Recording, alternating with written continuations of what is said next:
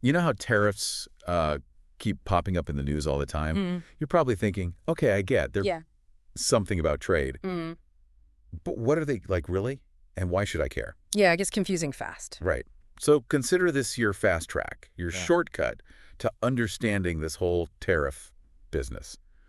We've sifted through the info so you don't have to get bogged down. That's right.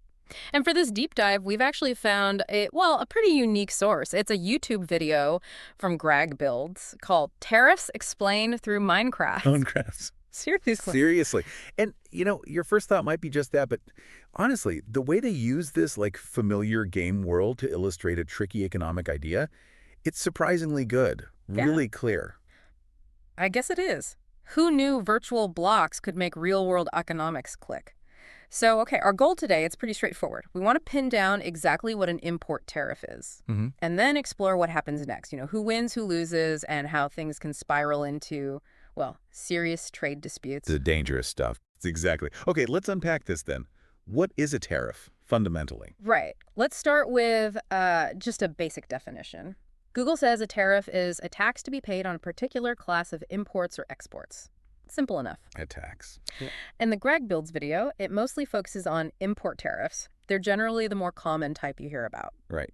Taxes on stuff coming in. Exactly. So, to show how this works, they set up this scenario in Minecraft. You've got two villages, the Leaf Village and the Sand Village. The classic Minecraft village setup. I can picture it. So the Leaf Village government, they decide, okay, we're putting a 10% tax on any goods coming into our village from the Sand Village. Okay, so it's like a toll. You got to pay to bring stuff across the border between these blocky territories. Precisely. Now, inside the Leaf Village, there's this company, Explosion Inc. They make TNT. Naturally. And to make TNT, you need sand. But maybe the Leaf Village doesn't have much sand, so Explosion Inc. has to import it. Ah. They get it from a company over in the Sand Village called Sand Retrievers. And in this little Minecraft economy, Sand Retrievers sells, say, a stack of sand for 10 emeralds. Got it. 10 emeralds a stack. Straightforward trade. Pre-tariff. Exactly. But then the Leaf Village tariff kicks in, that 10% import tax. Right. So now Explosion Inc. still pays Sand Retrievers their 10 emeralds, but they also have to pay an extra 10% of that cost to the Leaf Village government. So 10% of 10 emeralds is 1 emerald. One extra emerald. So the total cost for that stack of sand jumps from 10 emeralds to 11 emeralds for Explosion Inc. And this is really important, isn't it? That extra emerald, the tariff money, it doesn't go to Sand Retrievers. They still just get their 10. No, absolutely not. That's a critical point. The extra bit goes straight into the Leaf Village government's coffers. Exactly. And look, 1 emerald in Minecraft, it seems tiny, right? But as the video points out, scale this up to the real world. Businesses dealing with huge volumes, massive amounts of actual money, that percentage, even if it looks small, can suddenly become a very significant extra cost. Yeah, I can see that. So, okay, Explosion Inc.'s costs just went up.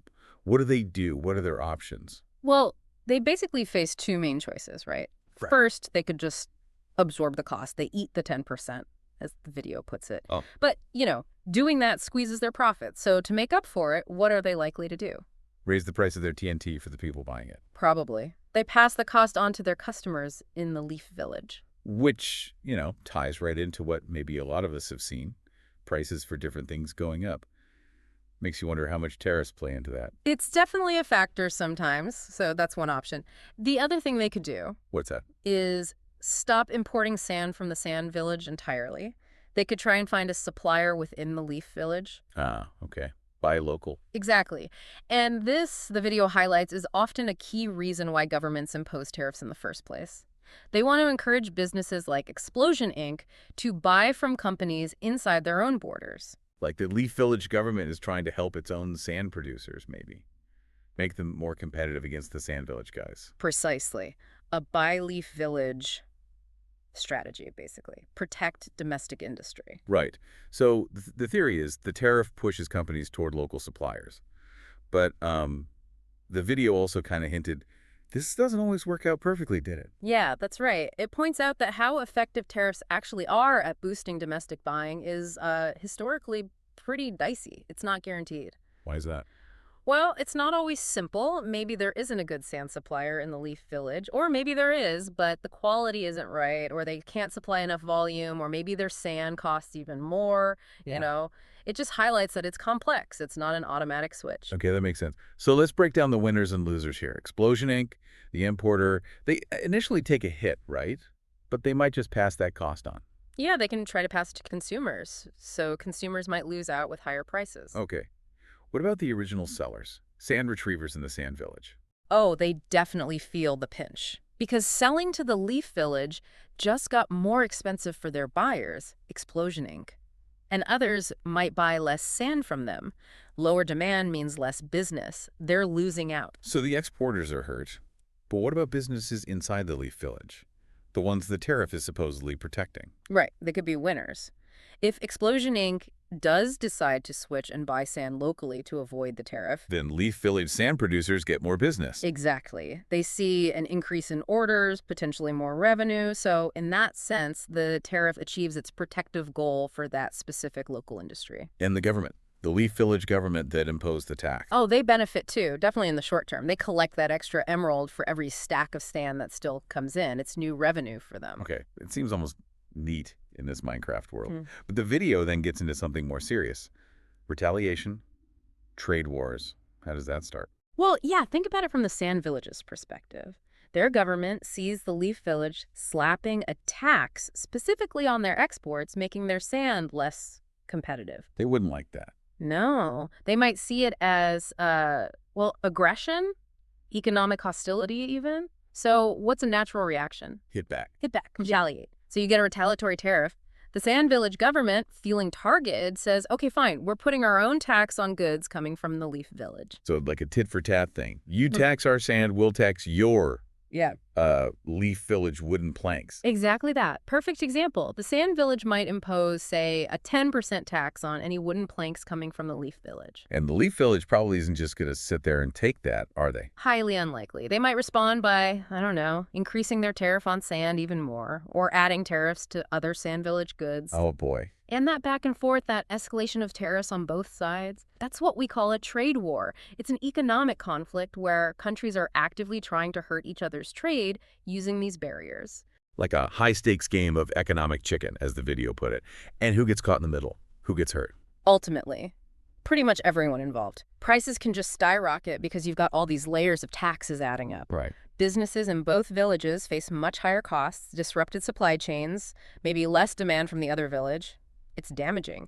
And consumers in both places end up paying way more for goods. The video is right to call it a very dangerous outcome. Okay, so let's just quickly recap our Minecraft tariff deep dive. Yeah. Tariffs are basically taxes on imports or exports. We mainly looked at imports. Yep. They immediately make imported goods more expensive for the buyer, like Explosion Inc., Yep. paying extra for sand. Mm-hmm. That cost often gets passed down the line, meaning potentially higher prices for consumers. Right. The idea behind them is often to protect domestic industries, help the Leaf Village sand guys Yeah. compete.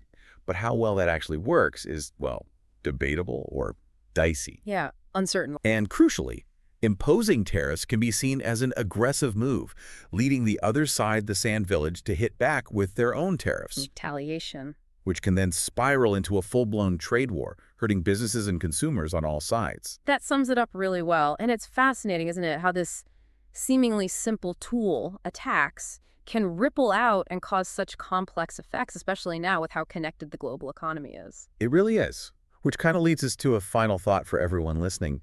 Thinking about how interconnected everything is today, what are the real long-term consequences if countries increasingly lean on tariffs as like a main economic strategy?